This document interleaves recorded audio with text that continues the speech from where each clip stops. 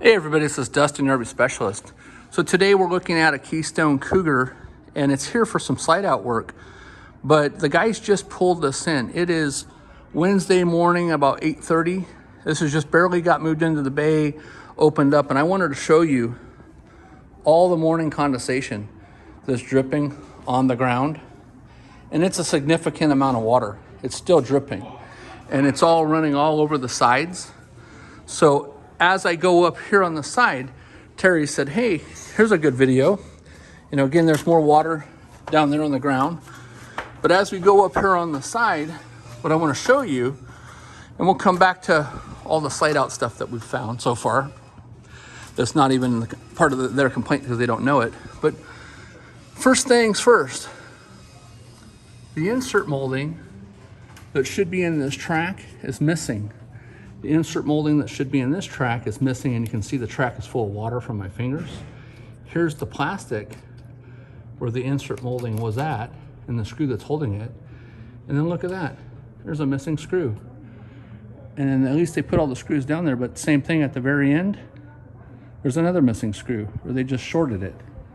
So anyways, on the side of the roof, a couple things I want to point out is this is the side edge of the roof. And you can see the big, huge transition here, right? Where they've gone to make the slope and the hard side edges that they didn't really cut down good. I mean, there's a big old huge gap here, but so I don't like that either. But on these side edges of these moldings, they'll tend to separate from the coach walking and flexing.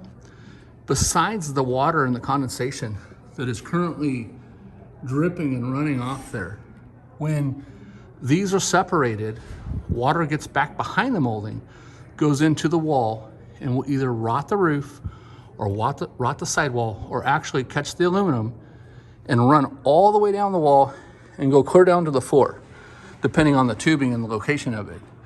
So the other issue is I can clearly see that some of these screws are backed out and loose.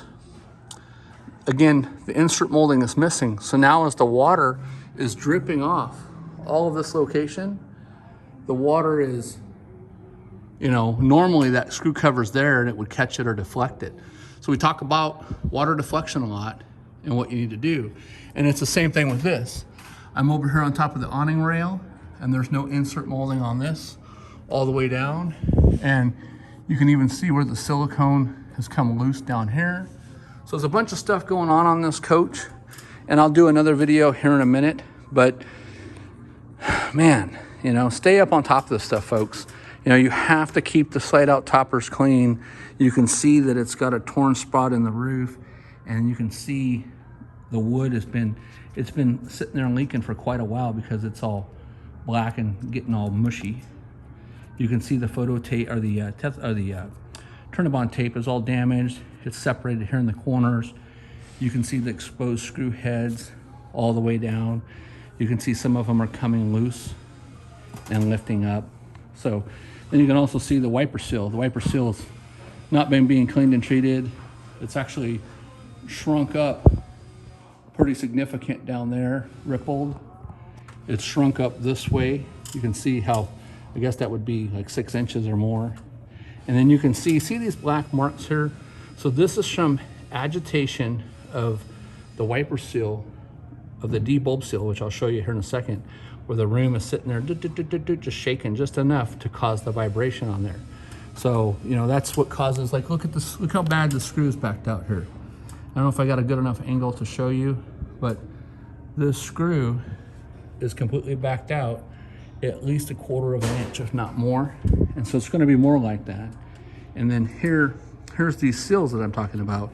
So when this seal is dry and dirty like it is, and this seal is making contact right here on the wall and doing that agitation, it's actually melting the surface of the seal to stick to the wall. So it'll cause damage to the seals and it'll allow water to get in. So anyway, stay tuned for more. I'm gonna get some more videos out on this kind of stuff and what to do to fix it. So, you know, well, shoot, I guess I'm here, right?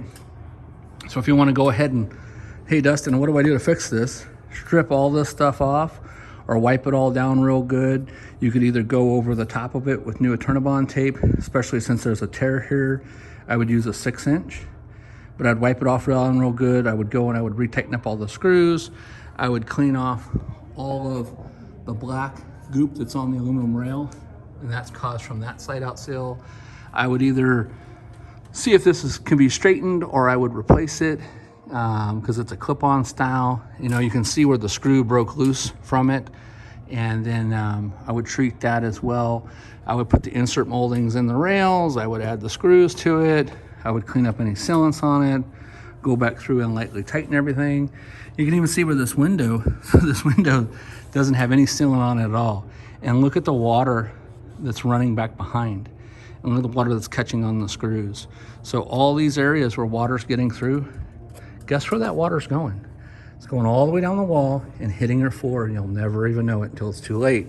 And the last thing we want to do is, it's not fun to rip these rooms out, taking off all the stuff on the inside and rebuilding the floors and putting them back in. It requires significant time and use. You know, it's not just that quick, you know. So when we go to take a room out, like something like this, if it needed to come out, you're talking 5 guys, maybe even 6.